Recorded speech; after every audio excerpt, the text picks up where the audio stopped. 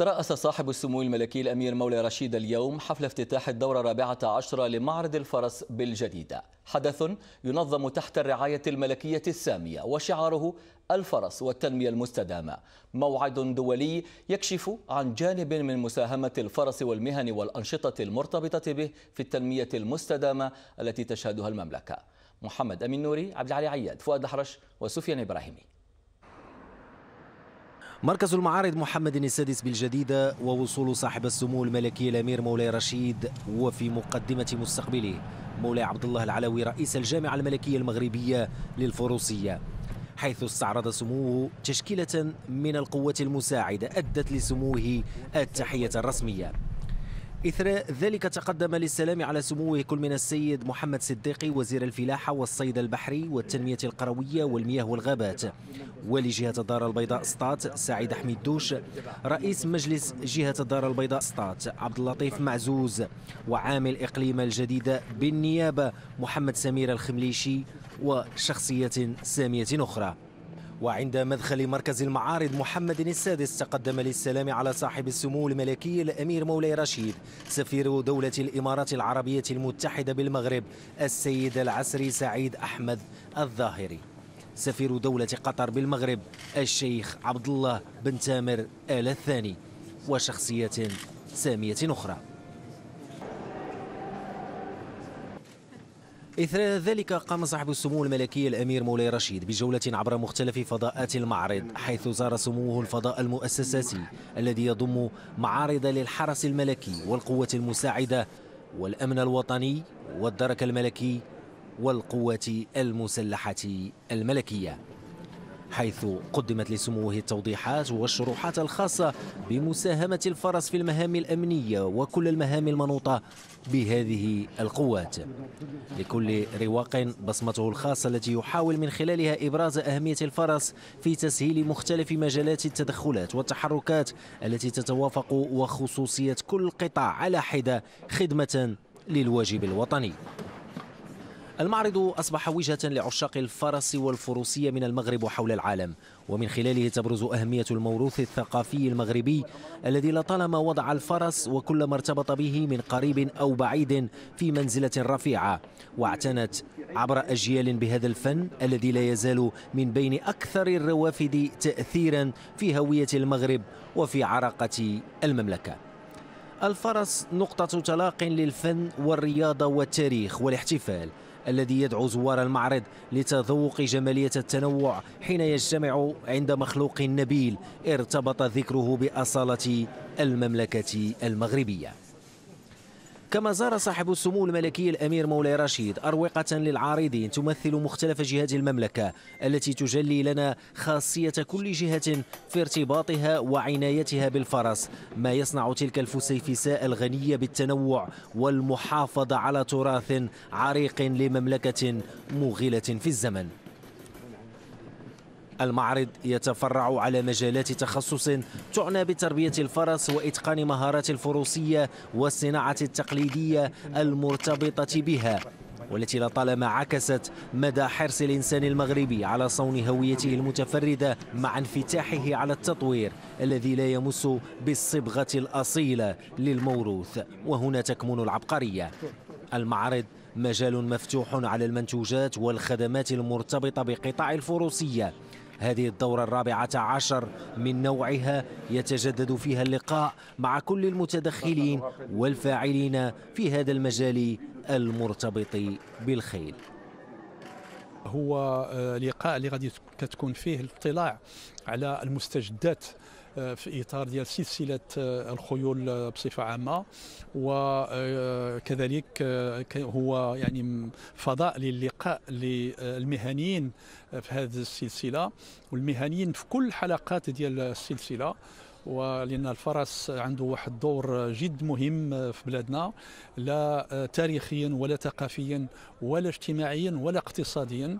عدة يعني سلاسل، كاين سلاسل ديال السباقات، كاين سلاسل ديال التبوريضة، وكاين كذلك يعني الأصناف الأصيلة البربريه والبربريه العربيه المغربيه، واللي كتستعمل في عده نشاطات، لا في السياحه القرويه ولا في الاشغال يعني في القرى. فاستراتيجيه الجيل الاخضر كتعطي لهذه السلسله واحد الاهميه كبرى، وغادي تكون عندنا التوقيع على عقدة البرنامج مع المهنيين لأجل يعني الدعم خصوصا الصغار يعني المنتجين يعني على الصعيد المحلي، على الصعيد الجهوي، وكذلك المحافظة على الأصناف يعني المحلية. وبالحلبة الرئيسية للقفز على الحواجز تتبع صاحب السمو الملكي الأمير مولاي رشيد عروضا فنية متنوعة شملت استعراضا للقوات المسلحة الملكية في الفروسية والدرك الملكي والحرس الملكي والأمن الوطني. تجلى من خلالها ذلك الرابط القوي الذي يجمع الفرس بالفارس وفق نمط فني استعراضي احترافي يعكس جانبا أساسيا وهو الانضباط والانسجام حين يرسم لوحات فنية متفردة.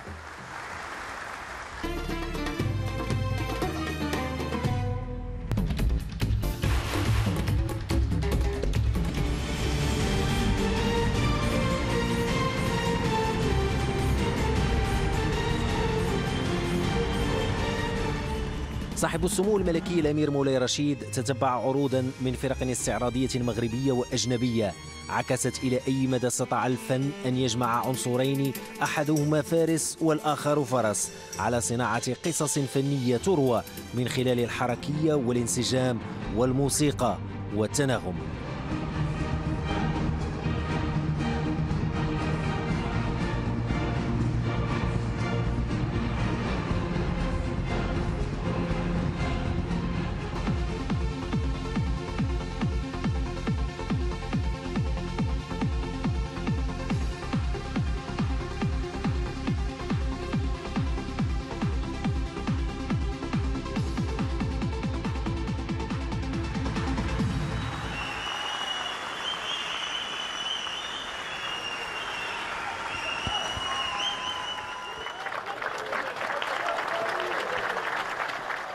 إثر ذلك تتبع صاحب السمو الملكي الأمير مولاي رشيد عروضا في فن التبوريدة التقليدية جسدت مختلف جهات المملكة.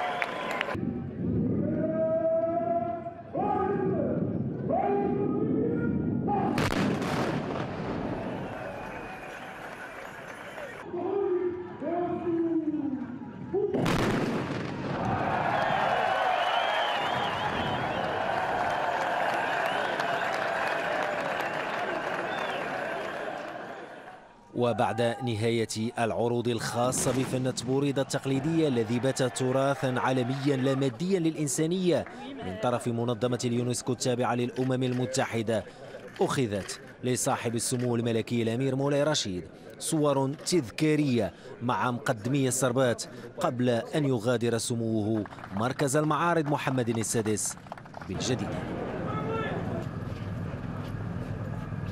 القوات المساعدة الله يبارك فيك سيدي.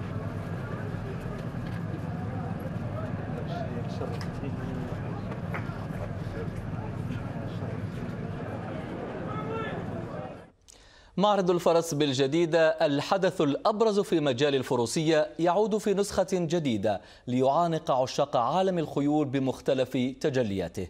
دورة كما سابقاتها تراهن على تعزيز التراث الوطني المرتبط بالفروسية وترسيخه لدى الأجيال الصاعدة. ليلى عسلي. مركز المعارض محمد السادس بالجديدة يحتضن الدورة 14 لمعرض الفرس للجديدة، حدث ذو إشعاع دولي يعد الأكثر حظوة في مجال الفروسية، إذ يؤكد على الأهمية التي يكتسيها الفرس والالتزام بتعزيز التراث الوطني المرتبط بالفروسية. فالمعرض هو نافذة استعراضية للتراث الثقافي والفني يطل على زواره هذه السنة بمستجدات عدة.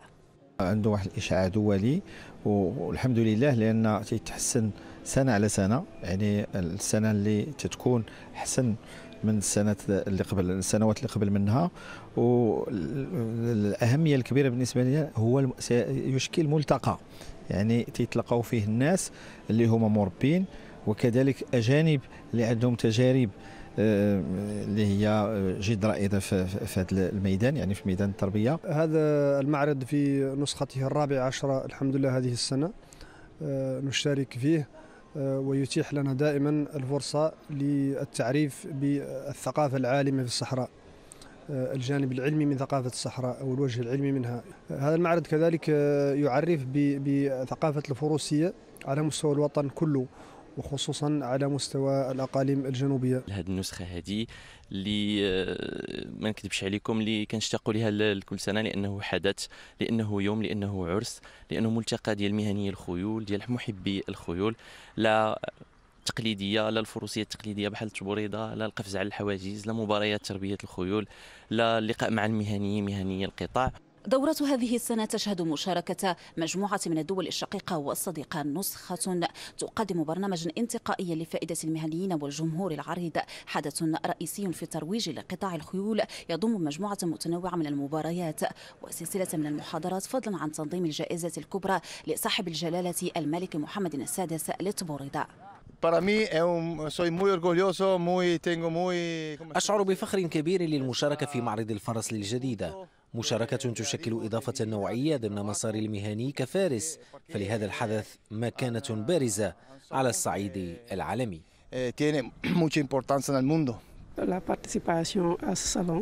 مشاركتنا في هذا المعرض تمكننا من اكتشاف قطاع تربية الخيول بالمغرب والبحث عن شراكات لدعم تنمية هذا القطاع ببلد السنغال.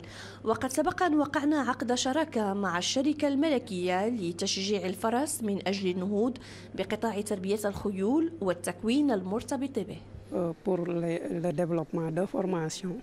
على مدى 6 أيام عشاق الفرس والفروسية على موعد مع معرض الفرس الجديدة الذي يواصل تعزيز مكانته باعتباره حدثا مهما للنهوض بقطاع الفرس وطنيا والعمل على تطويره.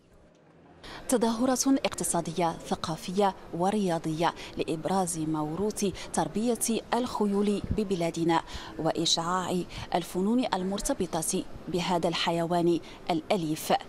من معرض الفرس للجديدة، بعثة القناة الأولى.